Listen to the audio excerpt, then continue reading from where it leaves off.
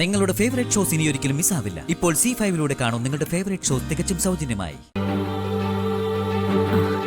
ഈശ്വര, നീ എന്റെ പ്രാർത്ഥന കേട്ടു. എന്റെ കുഞ്ഞിന്റെ മുഖത്തൊരു തെളിച്ചം വന്നല്ലോ. സന്തോഷം കാണുന്നുണ്ട്. എനിക്കത് മതി, അത് മാത്രം മതി.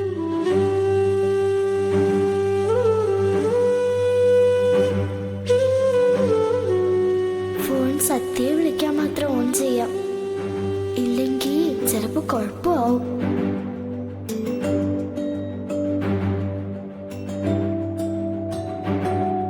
എവിടെയാ അമ്മയോള്? കൈ കഴുകാൻ പോയിട്ട് വന്നില്ല.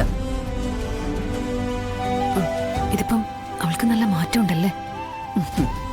അച്ഛനെ കാണണമെന്നുള്ള ചിന്തയൊക്കെ മാറിയെന്നാ തോന്നുന്നേ. ചുമ്മാതല്ല, മനം ഉരുകി പ്രാർത്ഥിച്ചിട്ട. ഭഗവാന് ഞാൻ ഒരു സ്വൈരവും കൊടുത്തിട്ടില്ല. ആ ഒരു തോന്നല് മനസ്സിന്ന് പോകണോന്നാ ഞാൻ പ്രാർത്ഥിച്ചത്. അതുപോലെ തന്നെ ആയല്ലോ. ആ അമ്മേ, ഞാൻ റെഡി. ആ പിന്നെ അച്ഛൻ എന്നെ ഫോണിൽ വിളിച്ചായിരുന്നു. ഒരുപാട് നേരം സംസാരിക്കുകയും ചെയ്തു. ആരെ വിളിച്ചെന്നാ പറഞ്ഞത്? അച്ഛൻ തന്നെ. ഇപ്പൊ നല്ല ജോലി തിരക്കാ, അത് കഴിയുമ്പോ എന്നെ കാണാൻ വരാന്നും പറഞ്ഞു. അതിപ്പോ നിന്റെ ഫോൺ എന്തേ? ദേ,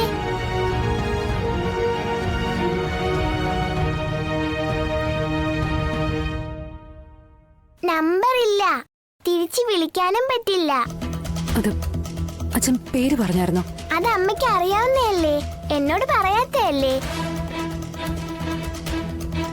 അച്ഛൻ വിളിച്ച സന്തോഷത്തി അത് ചോദിക്കാൻ ഞാൻ മറന്നുപോയി. ആ, ഇനി എന്റെ അച്ഛൻ വരുമല്ലോ, അപ്പ കാണാം. ആ പിന്നെ ഇനി അച്ഛൻ വിളിച്ച അമ്മ അച്ഛനെ വഴക്കൊന്നും പറയല്ലേ. അച്ഛൻ പിന്നെ ഈ വഴിക്കേ വരില്ല. ബാക്കി ഞാൻ കാർട്ടൂൺ കണ്ട് റൂമിൽ പോയി കഴിച്ചോളാവേ. ഇങ്ങ് തന്നെ.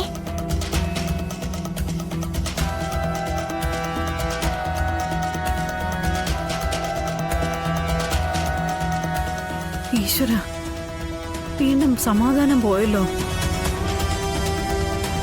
മോളെ, ഇതാരാ ഈ അച്ഛനെന്നും പറഞ്ഞ് വിളിച്ചിരിക്കുന്നത്? അറിയില്ലമ്മ.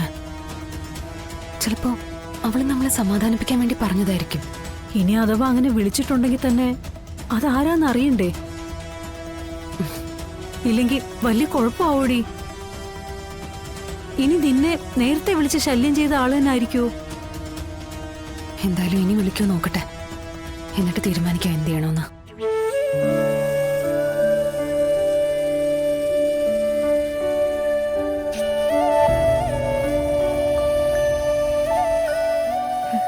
എന്റെ ദേവി, ഓരോന്നും മാറുമ്പോ ഓരോന്നും വരുവാണല്ലോ. എനിക്ക് ഒരു കാലത്ത് സ്വസ്ഥത തരില്ലെന്ന് കാലെക്കൂട്ടി ഉറപ്പിച്ചിരിക്കുക. ഞങ്ങളിത് എങ്ങോട്ടായി കൊണ്ടുപോകുന്നത്? ഇത്ര അധികം കണ്ണീര് കുടിപ്പിക്കാൻ ഞാൻ എന്ത് തെറ്റാ ചെയ്തത്? ഡൗൺലോഡ് ചെയ്യൂ C5 ആപ്പ്. കാണൂ എല്ലാ എപ്പിസോഡുകളും സൗജന്യമായി.